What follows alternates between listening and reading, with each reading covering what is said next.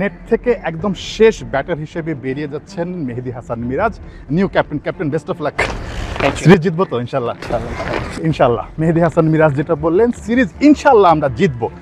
মিরাজের এই জিনিসটাই সবচেয়ে বেশি আসলে ভালো লাগার, যে কোনো পরিস্থিতিতে, যে কোনো কঠিন কন্ডিশনেও মিরাজ বিশ্বাস করতে জানেন যে বাংলাদেশ ভালো করতে পারে।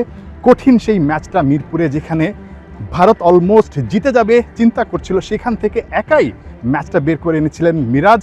পাকিস্তানে 26 রানে 5টা উইকেট পড়ে যাবার পর সেই রাওয়ালপিন্ডি টেস্টে মিরাজ কিন্তু দারুণ ব্যাটিং করে লিটন দাসকে নিয়ে ম্যাচটা জেতায় বড় একটা ভূমিকা রেখেছিলেন।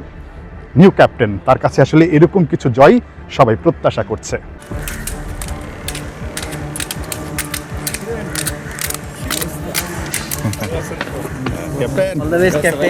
ক্যাপ্টেন মিরাজের নামের পাশে যুক্ত হওয়া ছোট্ট শব্দটার ওজন অনেক, চাপও বেশ।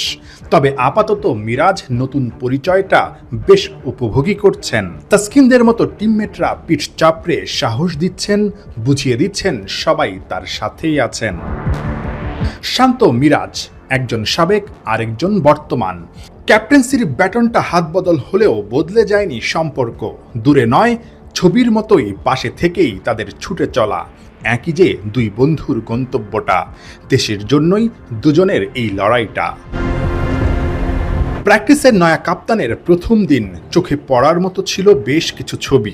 শুরুটা টিম মিটিংয়ে, তপ্ত গরমেও আলোচনাটা বেশ লম্বা হলো অন্য দিনের চেয়ে। বার্তাটা দিয়েছেন নয়া ক্যাপ্টেন, সবাই মন দিয়ে শুনেছেন। ওখানেই শেষ না, এরপর শুরু মিরাজের 1-to-1 আলোচনা। কখনো রিশাদকে বুঝিয়ে দিচ্ছেন নিজের ভূমিকা, কখনো তানজিম সাকিবকে দিচ্ছেন টোটকা, আবার কোচিং স্টাফদের সঙ্গেও করেছেন আলোচনা। মিরাজ জানেন দলের সবার সঙ্গে ক্যাপ্টেনের আন্ডারস্ট্যান্ডিং আর ইনভলভমেন্টটা কতটা জরুরি। সব শেষ করে মিরাজ নিজের কাজটাও করেছেন বেশ মন দিয়ে, তড়িঘড়ি করে ছুটে গিয়ে। নেটে বল করেছেন লম্বা সময়, আবার ব্যাট করেছেন মনের মতো করে। নেট থেকে যখন সবাই ড্রেসিং রুমে, তখনও ব্যাট চালাচ্ছিলেন ক্যাপ্টেন।